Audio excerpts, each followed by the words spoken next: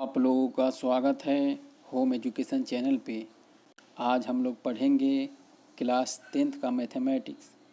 Chapter का नाम है दो चर वाले रैखिक समीकरण युग्म। दो चर वाले रैखिक समीकरण के युग्म के जो रूप होता है वो पिछले वीडियो में हम लोग देख चुके हैं। वह ax plus by plus c equal to 0 के रूप का होता है। ये दो चर वाले, एक x एक चर है, एक y एक चर है, ये दो चर वाले हो गए एक रैखिक समीकरण युग्म है। ये दो चर वाले रैखिक समीकरण युग्म है, क्योंकि जब इसका आप ग्राफ खींचिएगा तो ये एक सरल रेखा प्राप्त होगा। ax plus by plus c equal to 0, जहाँ a b c वास्तविक संख्याएं हैं, a b c वास्तविक संख्याएं हैं और a b 0 के बराबर नहीं होना चाहिए, तो इसे हम लोग दो चर वाले रैखिक समीकरण युग्म कहते हैं। अब देखिए, ये दो चर वाले रैखिक समीकरण युग्म के अगर a1 x plus b1 y plus c equal to 0, c1 equal to 0, a2 x plus b2 y plus c2 equal to 0, ये दो चर वाले रैखिक समीकरण युग्म दो है, तो जब इसका हम लोग ग्राफ खींचेंगे तो इसका भी सरल रेखा आएगा, इसका भी सरल रेखा आएगा। तो हम लोग पिछले वीडियो में देखे हैं कि यदि दो सरल रेखा एक दूसरे को काटे तो इसको प्रतिच्छेदी रेखा कहते हैं। अगर ये दोनों रेखा एक दूसरे के समानांतर हो तो उसको समानांतर युग्म कहेंगे। यदि एक दूसरे के ऊपर ही लाइन के ऊपर लाइन आ जाए तो इसको बोलेंगे समपाती। तो पिछले वीडियो में हम लोग देख चुके हैं। यहाँ पे हम लोग उदाहरण 2 और उदाहरण 3 बनाएंगे। उदाहरण 2 में क्या कह रहा है, रोमिला एक स्टेशनरी की दुकान में गई है और 9 रुपया में 2 पेंसिल तथा 3 रबर खरीदी। कितना में खरीदी? 9 रुपया में 2 पेंसिल खरीदती है और 3 रबर खरीदती है। उसकी सहेली सोनाली ने रोमिला के पास नई तरह की पेंसिल और रबर देखी और उसने भी 18 रुपया में उसी तरह की 4 पेंसिल और 6 रबर खरीदी। इस स्थिति को बीजीय गणित तथा ग्राफीय ज्यामिति रूप में व्यक्त कीजिए। तो चलिए हम लोग इसको किस तरह व्यक्त करेंगे। आइए, एक पेंसिल का मूल्य कितना है? x रुपया है और एक रबर का मूल्य कितना है? y रुपया है। बीजगणितीय रूप में निरूपण द्वारा, तो देखिए यहाँ पे x, चूँकि एक रबर का मूल्य जो है x रुपया है, लेकिन यहाँ पे 2 रबर है, 2 पेंसिल है, तो 2 से इसमें गुना कर दिया गया है। और 3 रबर है, चूँकि एक रबर का मूल्य y रुपया है, तो 3 रबर का मूल्य 3 से y करके ये दोनों को, पेंसिल को और रबर को जोड़ देंगे तो ये टोटल के बराबर आ जाएगा। तो टोटल कितना है? 2 पेंसिल और 3 रबर का मूल्य कितना है? 9 रुपया। तो हम लोग को यहाँ पे मूल्य ज्ञात करना है कि एक पेंसिल का मूल्य कितना है और एक रबर का मूल्य कितना है। इसी को ज्ञात करने के लिए हम लोग मान लिए हैं और ये लिख लिए। अब देखिए, फिर उसी तरह x यानी कि 4 पेंसिल का दाम कितना होगा? तो 4 में जब हम 1 से गुना कर देंगे तो, क्योंकि एक पेंसिल का दाम तो 100 रुपया है, इसलिए 4 पेंसिल का दाम 4 गुना 1 हो जाएगा। उसी तरह 6 रबर का मूल्य कितना है? तो 6 से y में गुना कर देंगे, क्योंकि एक रबर का मूल्य y रुपया है, इसलिए 6 रबर का मूल्य 6 गुना y होगा। तो इस तरह से लिख लिया गया।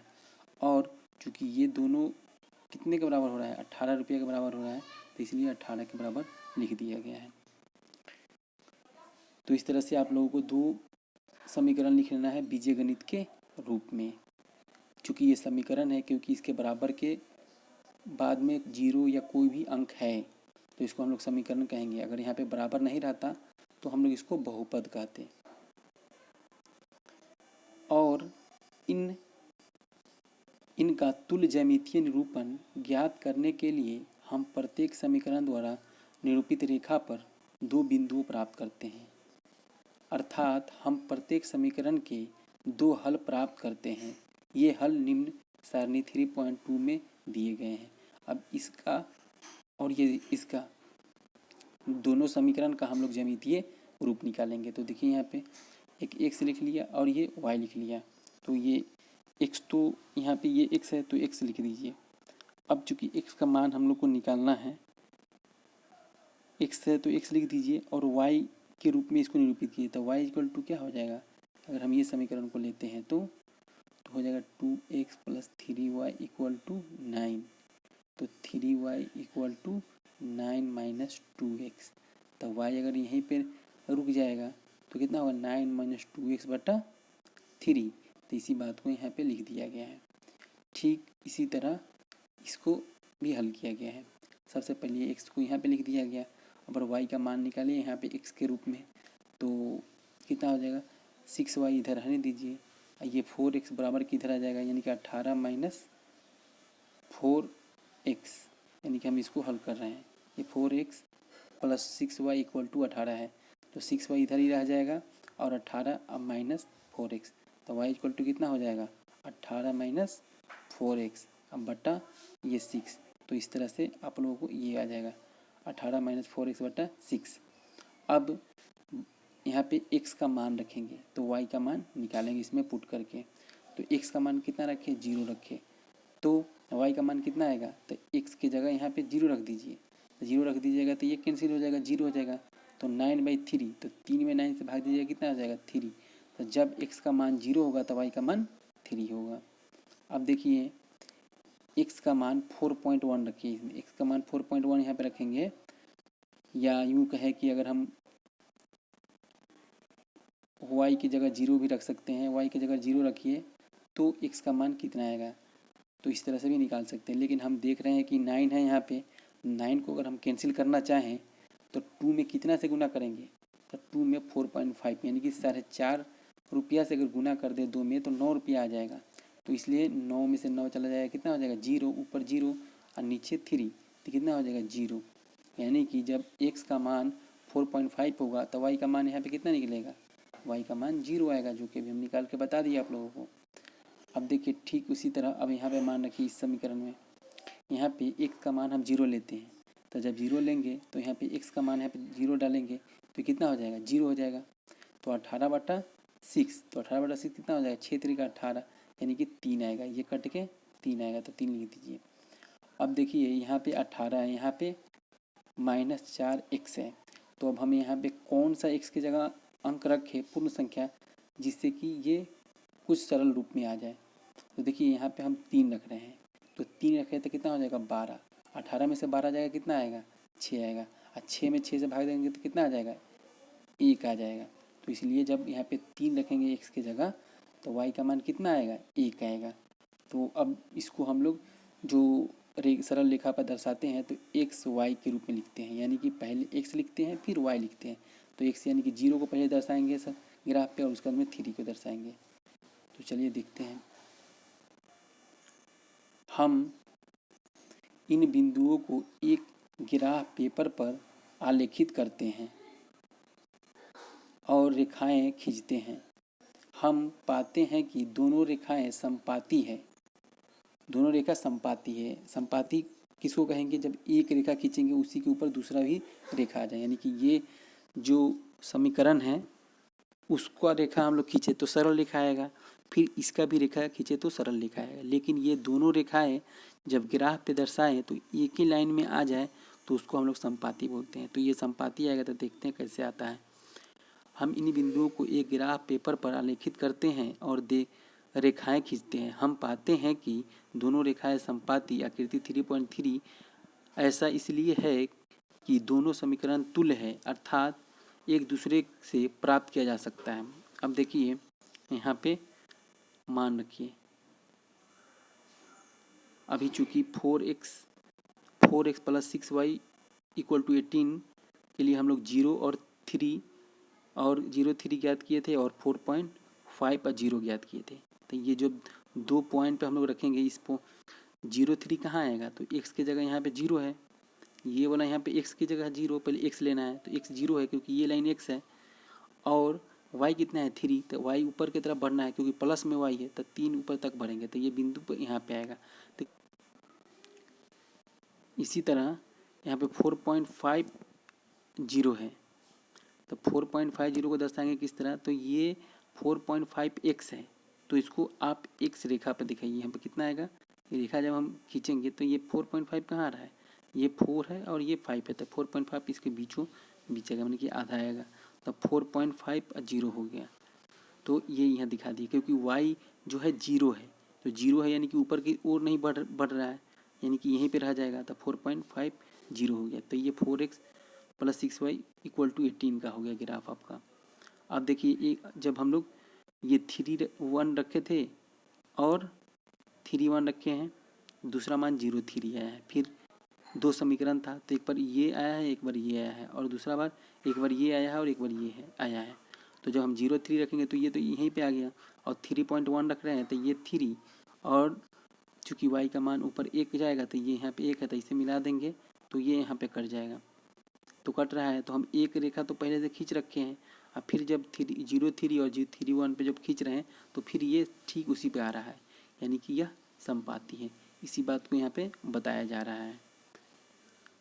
देखिए यही मान जो है आपका, ये देखिए 0 3 आया है, तो यहाँ पे भी 0 3 है, यहाँ पे 4.5 0 है और यहाँ पे 3 1 है, लेकिन जब इसका ग्राफ और इसका ग्राफ जब हम लोग खींचेंगे तो एक ही रेखा आएगा, यानी कि जब आप 4.5 रखिएगा, इसमें 4.5 रखिएगा तो ये 0 ही आएगा, ये 0 ही आएगा।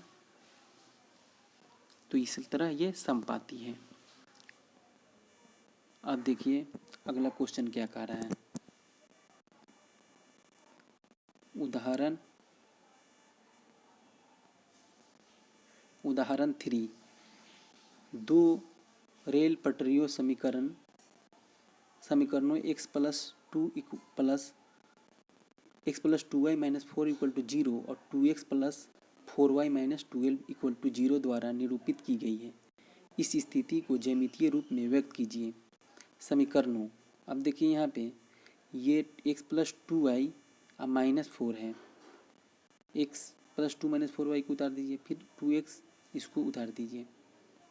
समीकरणों को में से प्रत्येक के 2 हल सारणी 3.3 में दिए गए हैं। आप भी इसके अलावा भी कुछ निकाल सकते हैं। तो ये दोनों को पहले निकालिए, x के रूप में इसको लाइए, यानी कि y का क्या मान हो जाएगा। यहाँ पे देखिए y का मान क्या हो रहा है, यहाँ पे 2y को रहने दीजिए, ऊपर वाले समीकरण के लिए कह रहे हैं 2y रहने दीजिए, तो ये कितना हो जाएगा, माइनस है 4 तो इधर आ जाएगा, तब प्लस, ये x प्लस में है तो ये कितना आ जाएगा माइनस। अब y = कितना हो जाएगा 4 - x बटा 2, क्योंकि 2y के साथ गुना है तो 4 - x बटा 2, तो इसलिए 4 - x बटा 2 लिख दिया गया है। अब देखिए x का मान 0 रखना है, तो 0 रखना है तो y का मान कितना आएगा, तो 0 रखिए यहाँ पे, 4 में से 0 गया 4, अब बट्टा 2, तो 2 में 4 में 2 से भाग दीजिए, कितना आएगा 2 आ जाएगा, तो इसको 2 लिख दीजिए। फिर उसी तरह यहाँ पे x है, तो फिर यहाँ पे कितना मान लिए 4, तो 4 यहाँ पे रखिए, तो 4 रखिए तो कितना आएगा, 4 में से 4 जाएगा तो 0 आएगा, तो 0 में 2 से भाग दीजिएगा, कितना आ जाएगा 0 आ जाएगा। तो इस तरह से आप लोगों को निकाल लेना है। ठीक इसी तरह ये 2x + 4y - 12 दिया है, तो 4y को आप यहाँ पे रहने दीजिए, और -12 है तो इधर आएगा तो बराबर की इधर आएगा तो प्लस, ये 2x इधर प्लस में है तो इधर आएगा तो -2x, तो y = कितना हो जाएगा 12 - 2x बटा 4, तो ये लिख दिया गया 12 - 2x बटा 4, यानी कि ये लिख दिया 12 - 2x बटा 4। अब ठीक इसी तरह x का मान यहाँ पे रखिए 0 रखिए, तो 0 यहाँ पे रखेंगे तो कितना हो जाएगा, 2 में 0 से गुना करेंगे तो 0, तब 12 बटा 4, तो 4 थी 12, तो जब x का मान 0 होगा तो y का मान कितना आएगा 3 आएगा। फिर उसी तरह x की जगह कितना रखे 6 रखे, तो 6 में 2 से गुना करेंगे कितना हो जाएगा 12, 12 में से 12 जाएगा कितना होगा 0, तो 0 बटा 4 तो कितना आएगा 0। तो इस तरह से आपको 0 2 एक मान प्राप्त हुआ, एक 4 0 प्राप्त हुआ। फिर ठीक इसी तरह यहाँ पे 0 3 एक मान प्राप्त हुआ, एक 6 0 प्राप्त हुआ। अब ये 2 समीकरण को हम लोग एक ग्राफ पे दर्शाएंगे, तो चलिए देखते हैं कि किस तरह दर्शाते हैं। इस समीकरणों को ग्राफीय रूप में प्रदर्शित करने के लिए हमें बिंदुओं R02 और RS4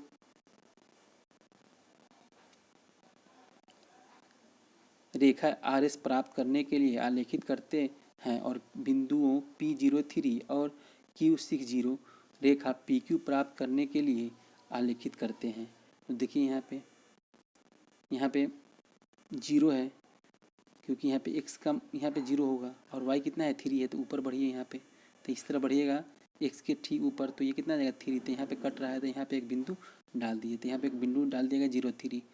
ठीक उसी तरह ये 2x + 4y - 12 = 0 का ग्राफ आ रहा है। फिर एक ये मान आया है 6 0, यानी कि x का वैल्यू 6 है, तो इधर बढ़ते जाइए दाहिने की तरफ, चूँकि प्लस में है तो यहाँ पे 6 आ रहा है, चूँकि 0 है तो यहीं पे भी रहेगा इसी बिंदु पे, तो यहाँ पे रोक दीजिए। तो ये एक बिंदु हुआ और एक ये बिंदु हुआ, तो दोनों को हम लोग सरल रेखा खींच देंगे, तो ये 2x + 4y - 12 = 0 का एक सरल रेखा आ गया।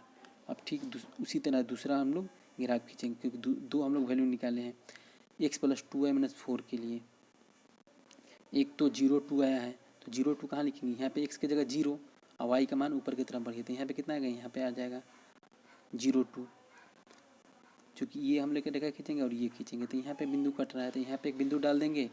और ठीक इसी तरह यहाँ पे 4 0 है, तो 4 यानी कि x का मान कितना है 4 है, प्लस की ओर है, तो इधर प्लस की ओर हम 4 बढ़ेंगे, तो 4 यहाँ तक आ रहा है, तो 4 को यहाँ पे मार्क कर दीजिए।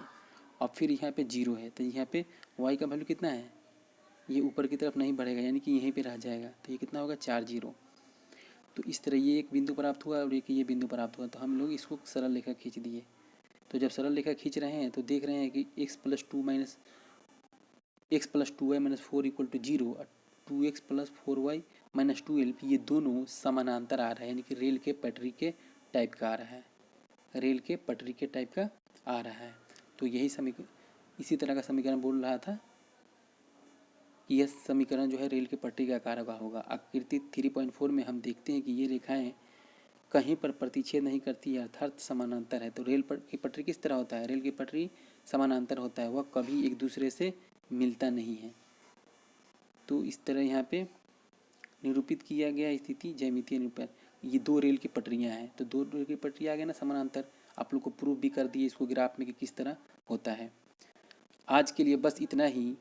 आप लोग मेरे चैनल को सब्सक्राइब कीजिए, वीडियो को लाइक कीजिए। वीडियो में कोई भी दिक्कत आ रहा है तो कमेंट सेक्शन में लिख के बताइए, ताकि मैं आप लोगों के लिए और अच्छा से अच्छा वीडियो बना सकूं। Thank you.